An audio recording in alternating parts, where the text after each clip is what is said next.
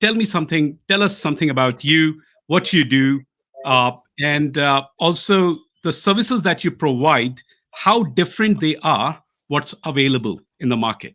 So over Sure, to you, Mo. sure. Thanks for the opportunity, Hashit. It's such a privilege to talk to you and to your audience. I know you've got a large community of savvy investors. Um, and look, I'm a financial advisor. I've been doing that for 20 years. And my focus really is on the client best interest and outcome. I'm a big fan of, to put things simply. I know a lot of financial advisors put, complicated words around their service offering and what they do, financial freedom, growing wealth, and this sort of words, which is absolutely fine.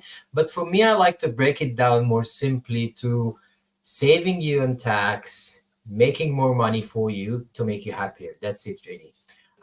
Because at the end of the day, regardless of the strategies we use and the tools that we use, we just want to make more money to have more options. And hence the name of my brand, Wealth Choice. I want to give people more choices in their life so that they do what they would like to do, not what they have to do. My services are really different in few aspects. The first aspect is it's very transparent and upfront. It's a zero commission kind of practice, so we are free from any sort of commission whatsoever, just to maintain independency and lack of no conflict of interest. The second thing is usually if you work with an advisor, and that's very common in the industry, that you will have an initial meeting and then they will come back with a plan about strategies and whatnot and things that they think is in your best interest. My process is different. I usually have the first initial meeting with you to capture all the details, etc. And then I will have what I call a draft strategy meeting. So my team will come back to me and say, look, for Hashit, we have found that strategies A, B, and C could help them achieve their goal or making more money or save on tax, etc. But there are a little bit of a trade-off here and there. So let's have a session with Hashit to get some feedback on what he prefers. And this is really the benefit of the draft strategy, is to get you on board on what you're doing. Because remember, a financial plan is not successful without implementation. We have to make sure that you're happy with it. You have to make sure that you're, ready to commit to whatever details in it. Once you give me the feedback, Hashid, that you're happy with the plan, this is where we go back again and do further more work and provide you with all the, crunching the numbers, putting the modeling in place so that you have the visibility and the clarity of what the financial plan looks like. So I think that's a very unique value in working with me, that this time with me, this tailoring and personalization, I guess that is the best, I think, or the most important offering for me. Love it. Now I can understand that why people are your fan of your services, Mo, because you use words like happiness rather than, I was expecting that you will give me some economic fundamentals and financial fundamentals, some graphs, some data, but you Yeah. made it so simple. And I could only connect for my audience. It's all about happiness and financial well-being, to be honest. Yes. So I have one question which I get a lot from my investors, that how a financial plan can help people investing in property, and how can Hmm. it be helpful for them in the sense expediting the journey, building wealth, and how does that look like? Yeah. Look, a financial plan in general for property investors or not is similar to any plan that you put in place, a plan that gives you clarity and milestones and confidence to move forward. So a financial plan usually captures what you want to achieve and how you want to achieve it and what are the tools available to you. 9 times out of 10, the client would have resources that they are not really utilizing to get ahead financially. Things like, tax savings, or maximizing their super, or buying a property through the self-managed super fund or a super fund in general. So they're usually underutilizing their resources. And I guess this comes back to the lack of knowledge. Knowledge is power. And that's why I offer to my clients this non-obligation or no obligation meeting, which I call financial clarity. So basically, I will sit with you, spend maybe 45 minutes to understand your circumstances and tell you about the potential opportunities for you and whether there is a gap that we can bridge. So the plan really will give you this bridging of the gap in very, very detailed approach that gives you the confidence that you need. So imagine if you're like 45 or 50, and the first question that is lingering above your head is, can I retire early? Or how much do I need in retirement? These kind of questions usually have immediate answers, like the $1 million balance, and the $50,000 per year, and these generic answers. But it really comes down to you and your circumstances. Do you have one pet or five pets? Do you have grandchildren that you would like to pay for their tennis classes, or you have grandchildren that you want them to travel Australia with you? Comes down to different aspects, and you want this clarity in your life the same way you put a plan in place for like a roadmap. So if you're doing a road trip to Queensland, mapping up your stops. Where are you going to have lunch? Where are you sleeping? What kind of sceneries are you expecting to see? This kind of things. So when you get a financial plan, it's actually from a licensed financial advisor, obviously, which means it's the plan is usually highly regulated. It's meeting the corporation law, and there is professional obligations and not Harshit, you're there? Yeah. So there's a professional obligations, and there are legal obligations that we have to meet. And on the top of that, any plan that I give out to my clients is triple checked. So we have to triple check it's cost effective, it's tax effective, addressing your goals in your best interest. All these sort of things give you kind of guarantees that you are, to the best of your ability, mapping out the financial future for you and your family. Interesting. And you did mention super. And as an investor, we are seeing a lot of people curious about super, just calling me and saying, because you can buy commercial in super as well. Yep. So, and people don't know whether they are ready to invest in super, because there are multiple asset types. As a financial advisor, property is just one asset type. And you have to look at 360-degree, because you mentioned it's highly regulated, and you monitor it, you manage it, you help it. So in super, how can people invest in super, and what are the few things that they need to keep in mind before getting in, looking forward for super? Whom should they engage? How they go about it? Yeah, sure. So superannuation, let me start by saying it's the best tax environment in Australia. You can't beat it, no matter what we do. It's the best tax environment, 15%, right? So there's no wonder everyone is interested in it. The issue with the self-managed super fund in specific is that people get too excited to open a self-managed super fund on their own, or at best through their accountant. So for different reasons. Let me not go through the reasons behind that, because that's maybe personal preference or something. But I'll tell you a very nice, not nice, it's a very interesting story, let's say. A client would usually go to their accountant. They would say, I want to reduce some tax, I want to buy property. And the accountant would say, yep, let's open up a self-managed super fund. It will cost you X amount of money. They open up the self-managed super fund. They buy the property. It's actually, if it's a good property, so we'll rely on the fact that they hired Harshit, for example, to get them this top quality property. But because of their starting balance and the contribution level and the client personal circumstances, the self-managed super fund is running at loss. So the self-managed super fund can run on loss for like 15, 20 years. And then the client will be surprised. Why am I putting all this money in super? Why am I not making money? The property is growing, but it's negative cash flow. And that's because you haven't put a modeling and projection, a financial plan ahead.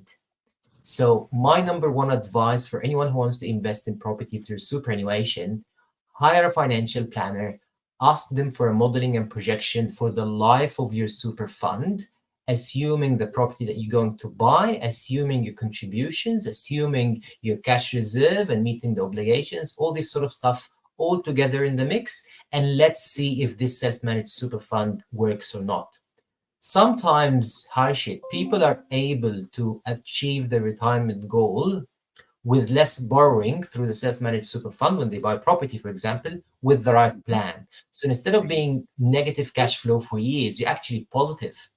And because you're in a good tax environment, the positive cash flow for your super fund is not bad, because the tax is really low. Yes. You see what I mean? True. 100%. So there's a lot of ins and outs, but I've seen it a lot in my experience. People doing self-managed super fund and then reversing it again because it's not making sense. But because they haven't put the necessary steps up front, so they haven't had this clarity that they need. So Perfect. last year I had to close a self-managed super fund for a client losing $25,000 in 3 years because it can't be done. It's not viable. We have to change things around. So Wow. that is my number one really warning for people. Get a financial plan before having a self-managed super fund.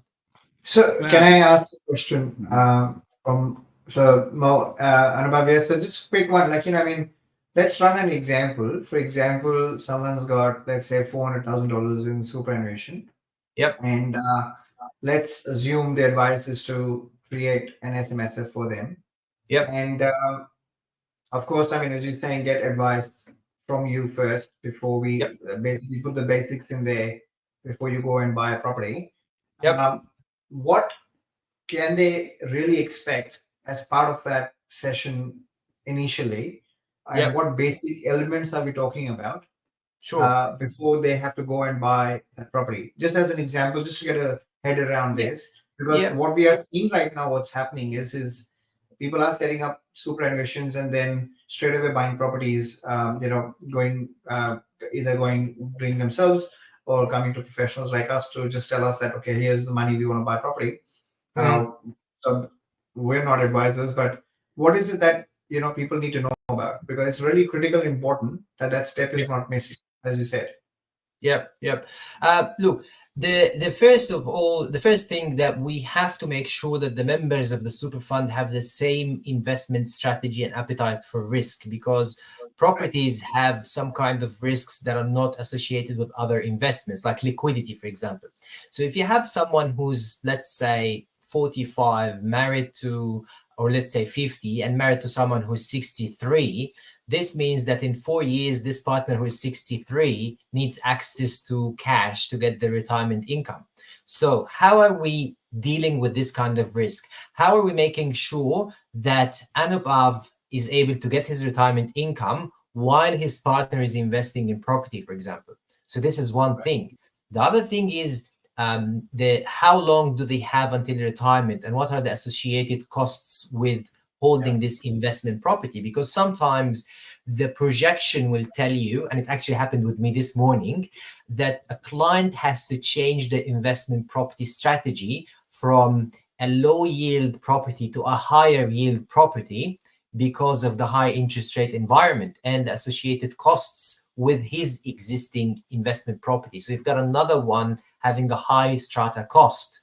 So he didn't think about that. He was just very narrowly focused on acquiring a new asset, but he didn't look at the overall picture.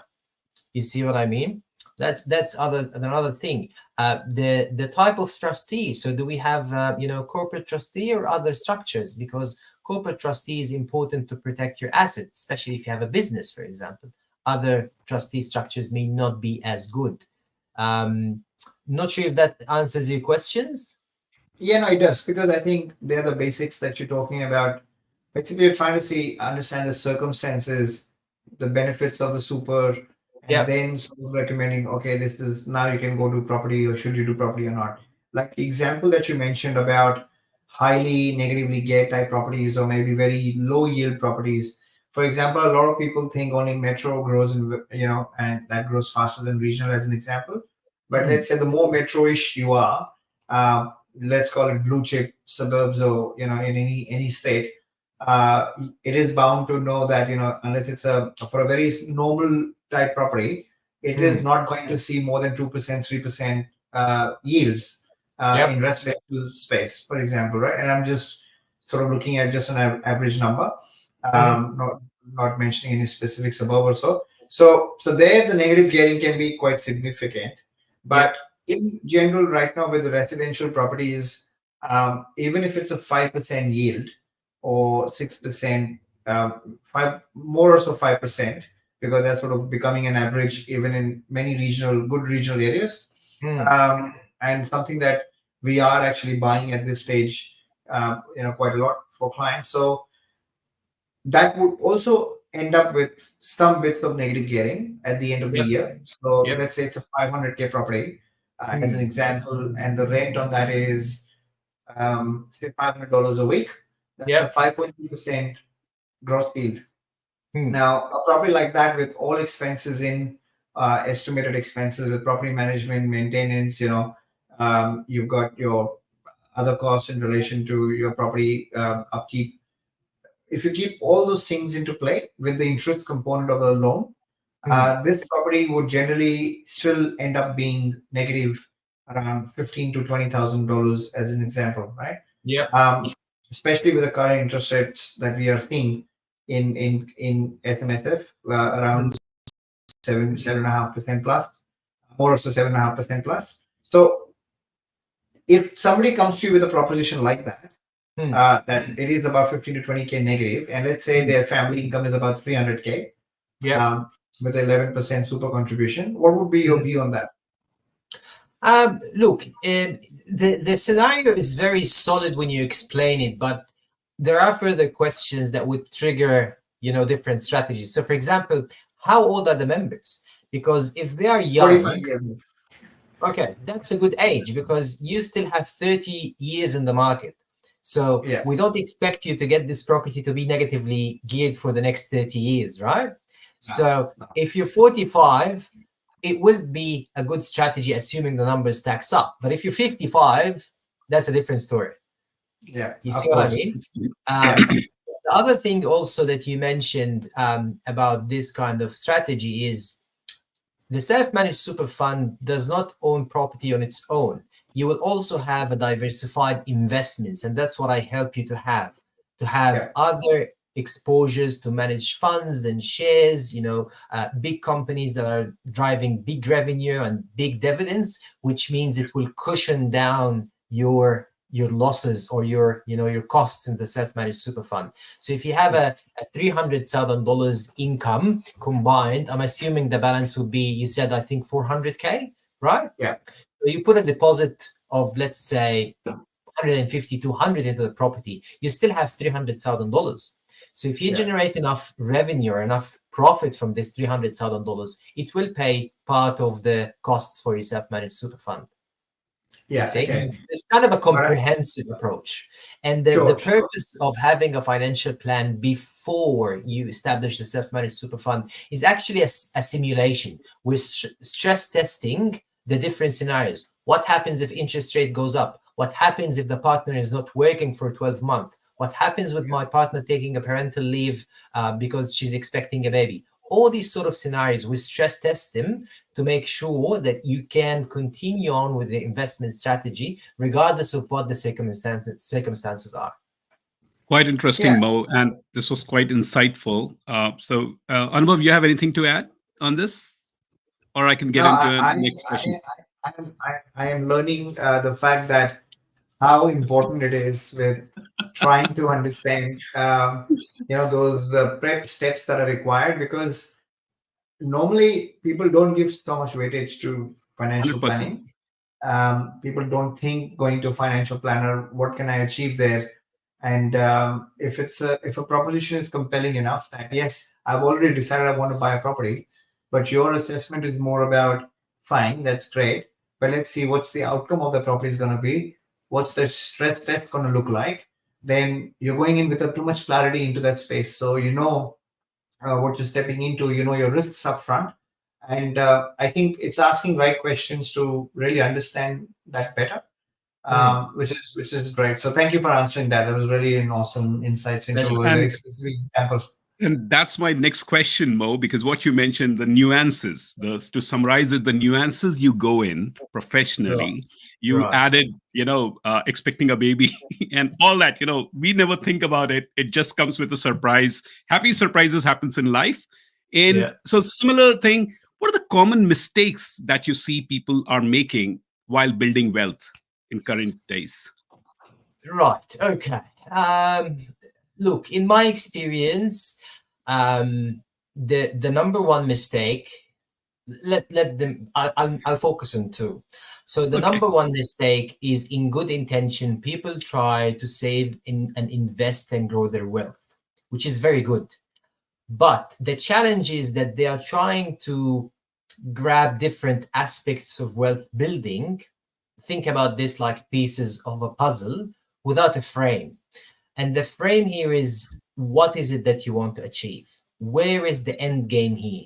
Is your end game to retire at $100,000 per year when you're 67, or to retire at 50 and work optional?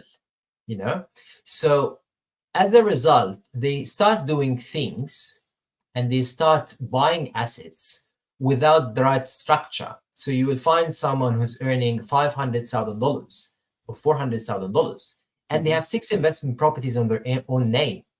And I'm like, why would you do that?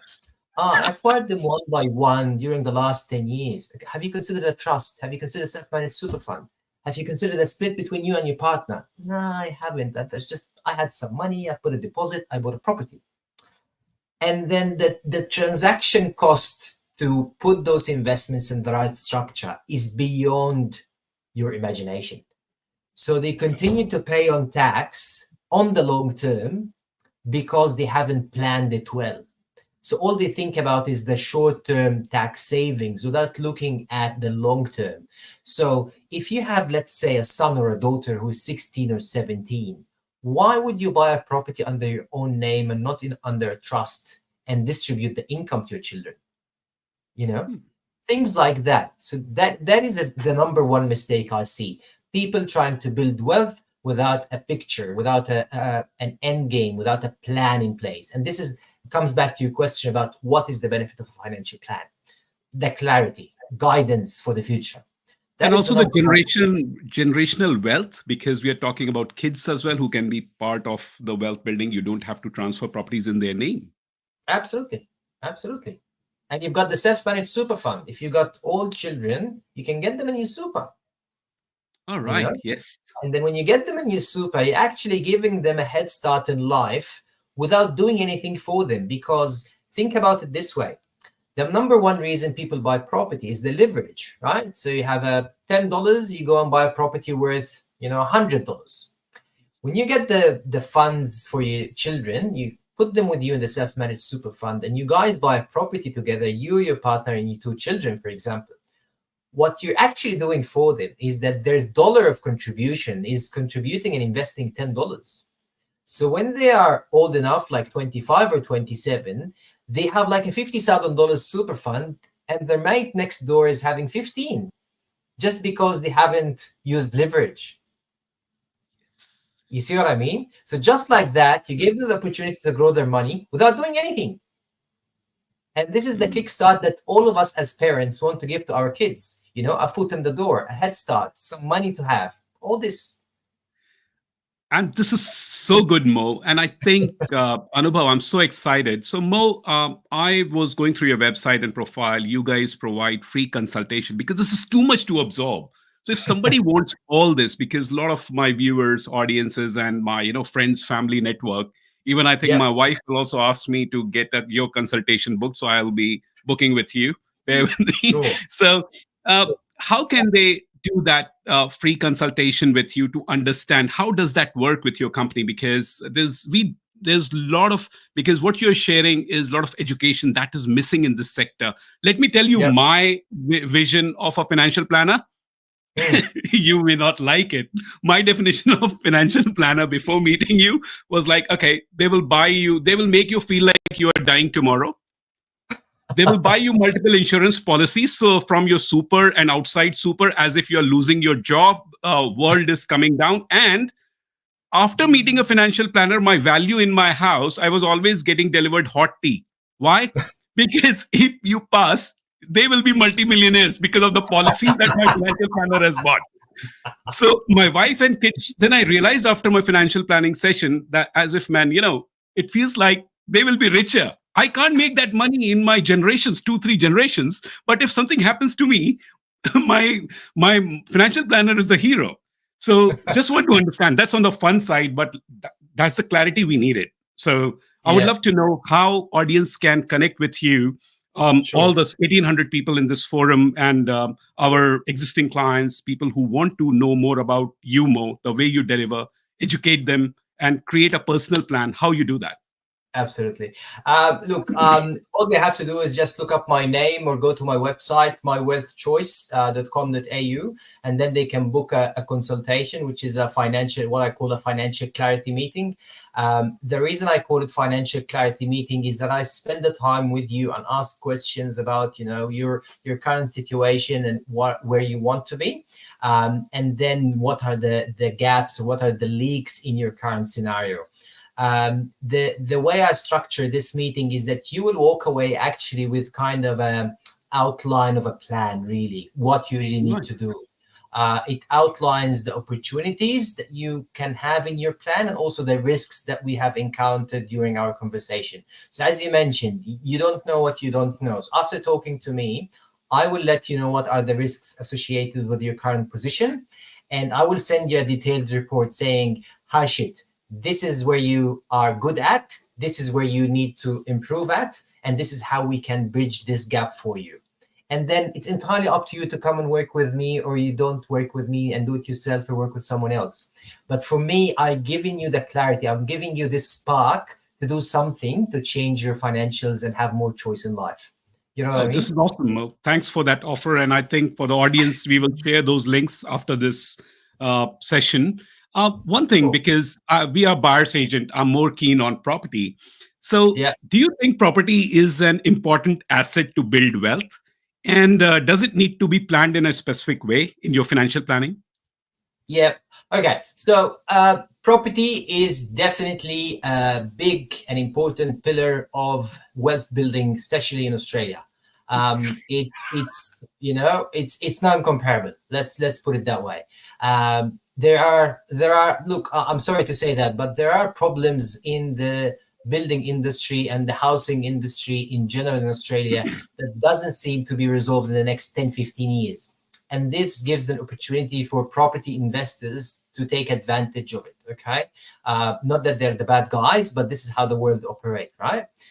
So it's a very good opportunity to invest in property, but the right structure is very important, okay? And by that, I mean, are you having the property under your name or under your partner's name, or a split? And what type of split? That's a financial plan on its own, Are you having a trust? For what purpose? Or are you having a self-managed super fund? How? Which structure? All this sort of stuff is important to understand. And the other thing is, people think, and look, it's different schools, but people think that when they pay their debt early, they are wealthier. And looking at the numbers, no, you're not. Even if the high interest environment still exists, you're not better off when you pay off your debt. The reason you got my ears. How is that possible? Because I hear it everywhere. Every birthday party I go, all my elders, parents, grandparents, and the culture that we come, it's always about pay off your debt. Debt is bad. Yeah. Look, it's an emotion. It's an emotionally driven decision. The reason being is people don't like the idea of debt, but they don't really dig deeper into why they are getting debt and what type of debt is that. So if you think about, for example, paying off your debt, I'll put it in a very simple way, paying off your debt versus contributing to your super. I bet 9 times out of 10 people would say pay off your home loan. But if we run the numbers, okay, I can show you at a 6.5% interest rate, which is a very high interest rate for a principal place of residence, versus contributing to your super, adopting specific investment strategies, you're better off in your super. And by retirement, you would have knocked your debt at an earlier stage with less effort. But this is only when you run the numbers. If you run the feelings, pay off your debt. Well, that's a very common. Sorry, Arjun. So that's a very common problem, actually, more that we see, because a lot of people are very emotional about their investments, and also about their house as well in many cases. So that emotions doesn't let them move away from these things and really look at it holistically, exactly how the numbers would look like. And that example that you've just given, 6.5% interest rate, if you put money in super, contribute money in super through actually, or versus paying off your debt, this is common problem, right? But people don't know how to navigate that path to get to and better understanding that in 15 years time, would you be better off actually putting money into superannuation or investing through super versus Yeah. actually trying to do this. So the one leverage product, of course, is property, which is going to compound, and obviously that's going to give a better return or higher return, in my opinion, because we may be biased. But what are the other things usually you would recommend in super as assets that you would generally buy just to diversify the risk as well? Yep. Look, I usually recommend to have some kind of cash buffer in the self-managed super fund to meet up any unpleasant expenses in your super fund, like a roof repair or clock sink and all these sort of interesting repairs that comes with the holding the investment property, and also managing vacancy risk if your tenant you don't have tenant in your investment property. That's a very small portion of the self-managed super fund, but I guess the investments also comes down to being diversified across different asset classes, be it international shares, Australian shares, property, infrastructure. All this sort of stuff needs to be in your investment because diversification is key. So if you have Australian shares not doing really well, you've got the international shares holding up the ship for you. These kind of changes needs to be very strategic and needs to be very well thought of. The other very important thing to have with your investment strategies in general is to have high quality assets behind your investments. I know that there are a lot of sexy environments or sexy investments being advertised about 15%, 14%, 20% guaranteed, all this sort of stuff. These things doesn't last long. They don't last long. You have to stick with quality assets, real properties, real companies, real sectors, all this sort of stuff. And a big word of warning about cryptocurrencies.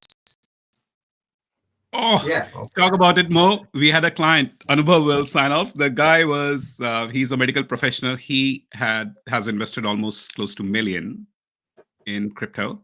Yep. And now the value of that is just 20K. Ooh. So you can understand that now he's desperate. It was SOS call to Anubhav. I was, it was something unusual I'd never heard of. I couldn't eat, I was like, how could that happen? But horror stories. Yeah, it is. Look, it could be very successful in the future. No one knows. But the problem is no one knows. No So, one knows. so let me sort of look at that a little bit more. So let's say someone comes to you, what property should I buy? Would you also advise type of a strategy within the property as well, or is it just to say you should invest in property, but is it land house package? Is it established? Is it an NDIS type of a property? Is it commercial? Like, how far do you go into that sort of advice? I tell them to go and speak to Harshit. That's it. Thank you. Look, in all seriousness, you have to remember that the client is always in the driver's seat, right? So my expertise will guide them through why do you want to invest in property in the first place, because they will get financial advice about the borrowing and the appropriate sort of borrowing and the capacity, etc. They will get financial advice about that, and then I will work with them to achieve or to find out what numbers work for them. Are they better off given their age, circumstances, risk profile, preferences, etc.? Are they better off with a cash flow or a cash cow property or a capital appreciating property? And what does each of them look like in the future? This is where I really stop. Once they realize what they want, this is where I suggest that they speak to a buyer's agent. My 2 cents of wisdom for anyone who wants to get ahead financially: surround yourself with a professional team on all aspects of your journey. Get a good accountant, a good mortgage broker, a good buyer's agent, a good financial planner. There is a reason these guys have jobs. There is a reason why these guys have licenses. There is a reason why wealthy people hire other people to do this stuff. Okay? A DIY can work, but it can also fail miserably. I had a client who lost $35,000 in lost tax deductions because they did a contribution in their own without reading the T's and C's, which no one reads, obviously, in the super fund. Okay. So I guess these type of steps that we are talking about, what happens is the messages that engage professionals, and there are different professionals doing different things. The challenge that usually, mom and dad investor or in general feels this way, that I have to talk to five different people. I get a very isolated advice, Hmm. um, but it's very hard to stitch it up together to try to say, okay, what should I be doing? Yep. Because accountant could give them a different sort of advice, more leaning towards negative gearing, tax returns, and all this sort of thing. You would Yep. look at a holistic picture about shares, non-shares, Hmm. and property and everything else, risk management, and so forth. And we are only talking property, right? So, as an example, Yep. so how do you come across this sort of scenarios where people are very confused, and then how Yeah. do you Look, navigate? your question is a very good question. I think it comes from experience. It's a very very tricky question. Okay, but it's very common because usually people, yes, there is a disconnect between different pieces of advice that they get, and Yeah, part of the success, if you want to reach success with your team, is to ensure communication and collaboration, and that's one of the things I do with my clients. I tell them, look, I work with your buyer's agent, with your accountant, with your mortgage broker. We're all in your team. I will help you achieve what you want to achieve with their assistance. And yeah, I think the key here to enhance this communication is that the client needs to be, again, in the driver's seat, understanding why they are doing what they're doing. yeah, If you think that you hire a professional to do things on your behalf without you understanding, you're setting yourself for failure. You need someone to make sense of what you're doing and what you want to achieve. Because if you don't understand what you want to do and why you're doing it this way, you will not be able to scale it. And yeah. remember, financial success comes with scale. You want to buy one, two, three, and 10 properties, not one, not two. You That's want to right. buy Exactly. 100 companies, not five. Yes. So scale will come when you understand, is this making sense? I'm losing money on this property this year, but I'm going to win in 3 years because this is how the numbers work. Yeah, absolutely. I literally just finished a discovery with one of the clients. We actually did a seminar in Glen Waverly, and they came to meet me. So he actually started his journey after 45. Right now he's Yeah. 50, and Mm. he didn't know what investment was until he was 45, Yeah. because from the childhood they never talked about investments, and very well-to-do family, no problems with that at all, but never had any concerns that way. Had a great education, great corporate career, but didn't know what investment was until the age of 45. Right, these are Mm. words from him literally an hour and a half ago that I had this chat. And but in 5 years, the person decided that I'm going to change this for myself. Mm. I need to get ahead, and started to educate himself, reading with too many books, and really acquiring the knowledge. And now he reads financial review every single day. But Mm. he's at a point now, in 5 years' time, he's got 8 properties, right, spread Wow. across different states, all done Mm. by himself. Now, I wouldn't still say that he's done the best job so far, because he hasn't had a professional, I would say. But and he's invested through superannuation into things that the money may not come back. But they're very conscious now that what we start investing now, after doing few gigs on their own, some may have gone okay, others may not have really given them the fruition.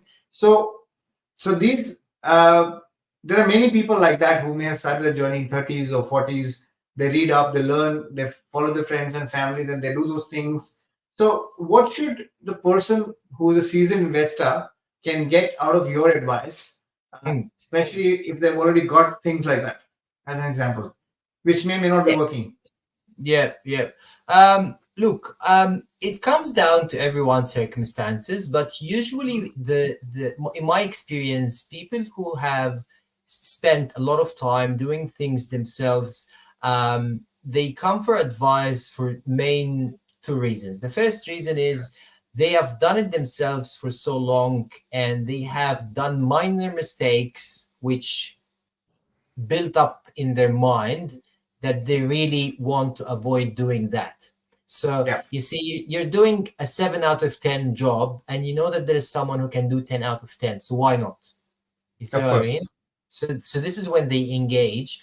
And then the other reason is when they are time poor. So a DIY, I'm assuming they're doing a brilliant job, right? So everything is cool. And then they are time poor. And they say, look, we don't have the time to do this, this, and this. And we want to continue doing that. And my first question is, why do you think you're in the right way? Why do you think Yeah. you're on the right track?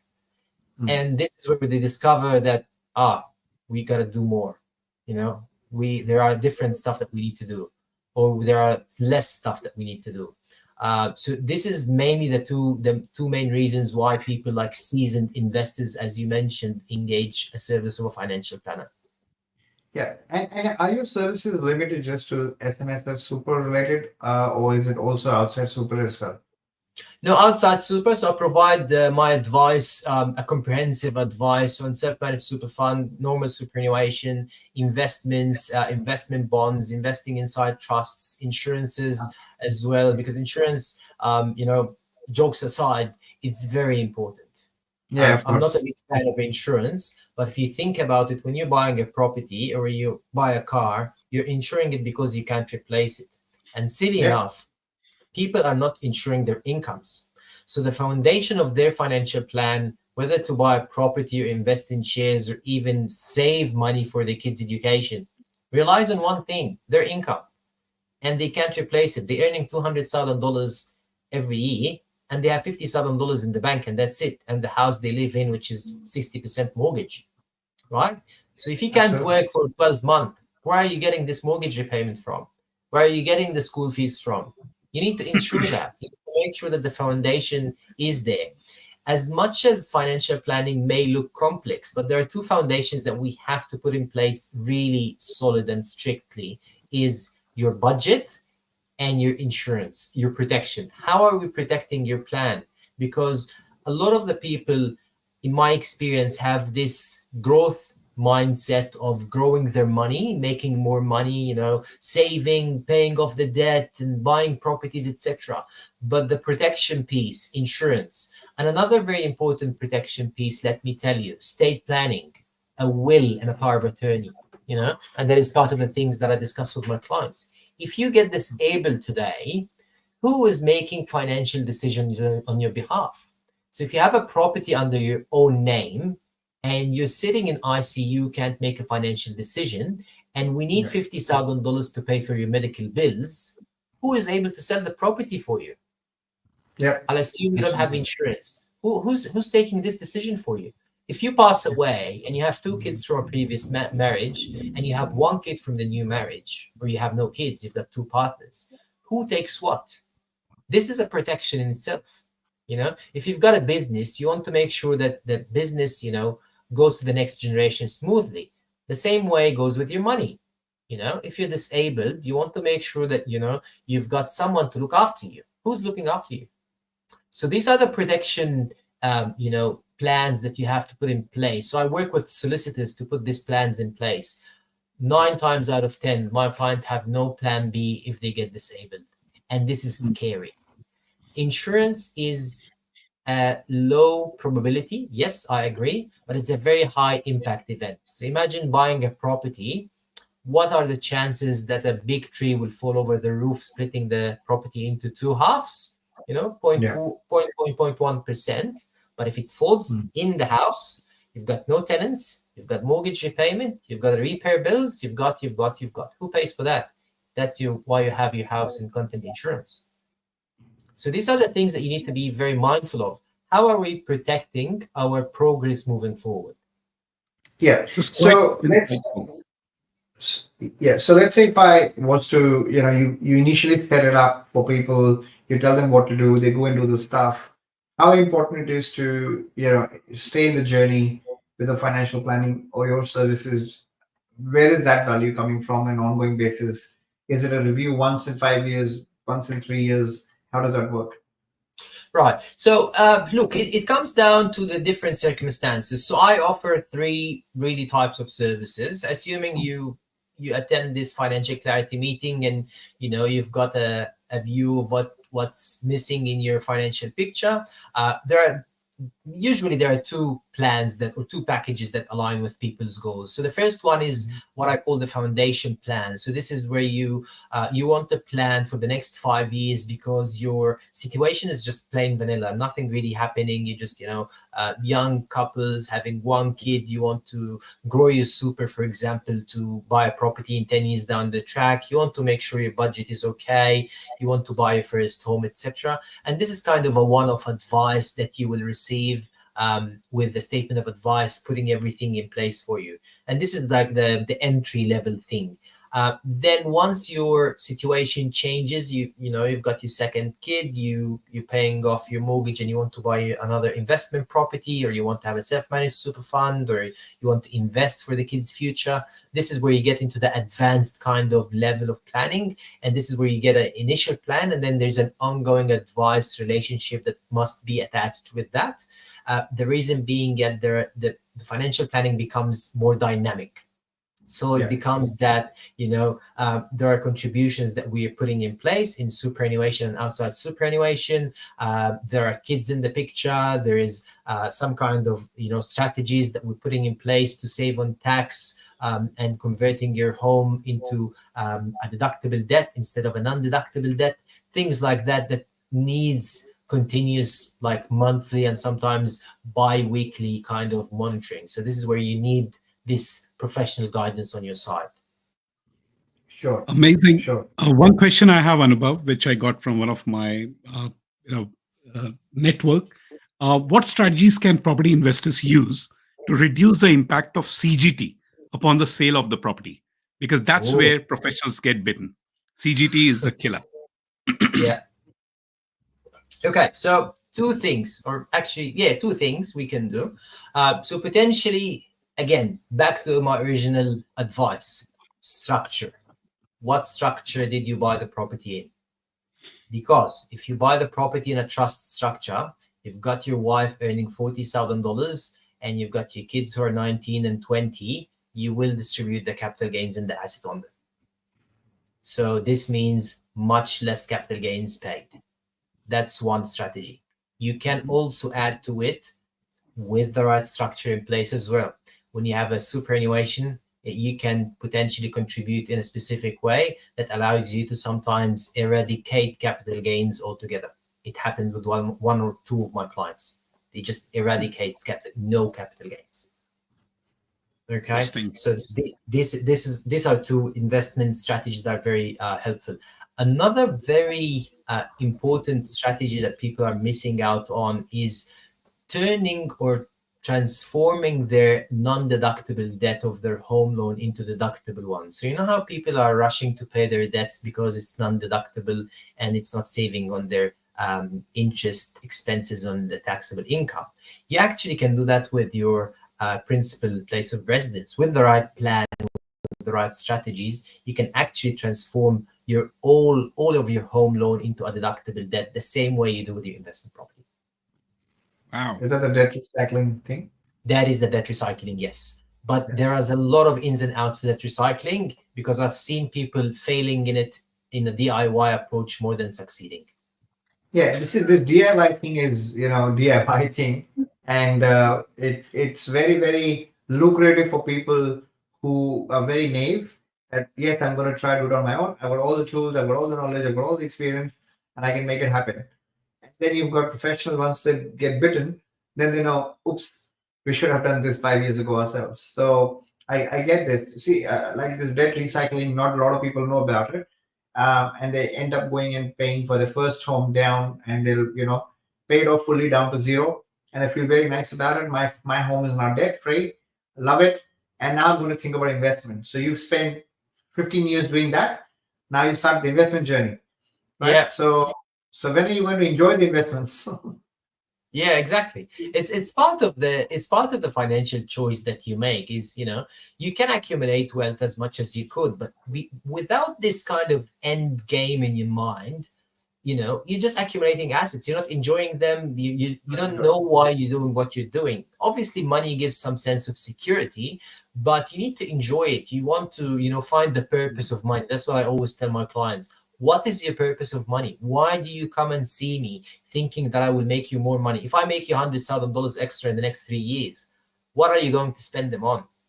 And this is where you find the purpose of money, and this is very important. Absolutely. No, that's very true. Actually, you got any more questions? No, we have just 3 minutes more. See, first of all, it was quite insightful, and I love this. There was so many aha moments. And excuse me for my joke, the way about insurance and how my Absolutely not. No. but that's what comes in my mind initially for people who are not educated about financial planning and all. So Mo, this is great insight. I think we have a lot of takeaway from this. We'll publish this video. This will be stored. Apart from that, Mo, what are if I have to ask you to tell my clients who are property investors or wanting to start anything, what are the 3 things they should do before thinking about wealth? 3 things. Look, I'm a very big believer of emotions in decision making. It's part of my approach, and I'm actually writing a book about that. I'm writing a book about, I probably will call it Feel Your Money. It's about money and feelings and the emotions around money. So I guess the first thing I would recommend is first to find the purpose of money. What's the purpose of money for you? Is it to travel more, or to get gifts for your partner, or ride a luxurious car, or whatever that is? What's the purpose of money? That's the first thing. And the second thing is measure twice, cut once. And in measure twice, there are heaps of things that you need to do. You need to speak to the right professionals. You need to set your budget. You need to educate yourself. And this is very important to understand why you're doing what you're doing. And the third thing is have the courage to continue to invest regardless. Be in the market, regardless what happens. Be in the market. Timing the market will never help you. I'll tell you a funny story. I know we're short on time. If you invest $10,000 for the last 30 years in the US share market, you would have today $189,000 without doing anything. Nothing. Just putting $10,000 at 1990, ending up with $180,000 today. If you missed the best 10 trading days in this 30 years, you'd end up with $120,000. If you missed the best 50 trading days, you would end up with $18,000. Okay? Wow. In this 30 years, you have 7,800 days. Tell me, Harshit, what is the opportunity of you catching 50 days in 7,800 days? Oh my God. Now I'm feeling I'm so poor, Mo. And let that sink in. So you can't time the market. Don't try to outsmart the market. Stay in the market. Invest regardless. If you can't afford a $1 million property, buy a $500,000 property. The right property in that price range, right? Put the money aside every week towards your super, towards the investment. Always seek this kind of time in the market, and you will be blown away with the results. That's quite insightful, Mo. And thanks for the energy that you brought in and answering every question patiently. Sorry, guys, I couldn't see the live questions due to some glitch, but we will individually, I will request Mo to answer each question individually, as well as Absolutely. you guys. I will be publishing Mo's details. You can reach out to him. And he's, apart from financial planner, he's a good friend of mine. And the energy level you can see. So speak to him, pick up the phone, book an appointment, just see what's there for you. And I believe in return on happiness, return on fulfillment. Forget about everything. So love it. And Anubhav, anything because from you? No, I'm totally blown away with the information shared. Especially the last bit was really awesome. So I think I think the key message is keep investing, have the right professionals by your side as you're doing it. Take advice. Yes, you pay a little bit for it, but you save a lot more in the run. So and keep connected with your professionals. I think that's really the key message. And of course, the starting point would be, if somebody is looking to grow wealth, is a financial planner, and then go forward into other conversations with other professionals. One last question I do have before we part way, and I really want to thank you for your time, Mo, because I know you're super busy as well. It is absolutely a pleasure to bring you on this platform. And by the way, we are live in 5 different channels at the same time right now, LinkedIn and other parts of Facebook and everything. So a lot of people are definitely going to be seeing this video. So and it is quite insightful. So it really opens up the eyes for a lot of people. But one last question is, if someone's thinking for super to buy property, and that's going to be the very first time they're going to create SMSF to do something like that, regardless of age group, what is the average cash they should be having in super before they should do something like that? Because that's a very common question we get, and I'm not in any position to answer that question. I know how much I need of the super balance to buy a property for 500,000 or 600K, but I certainly cannot say how much balance you should have.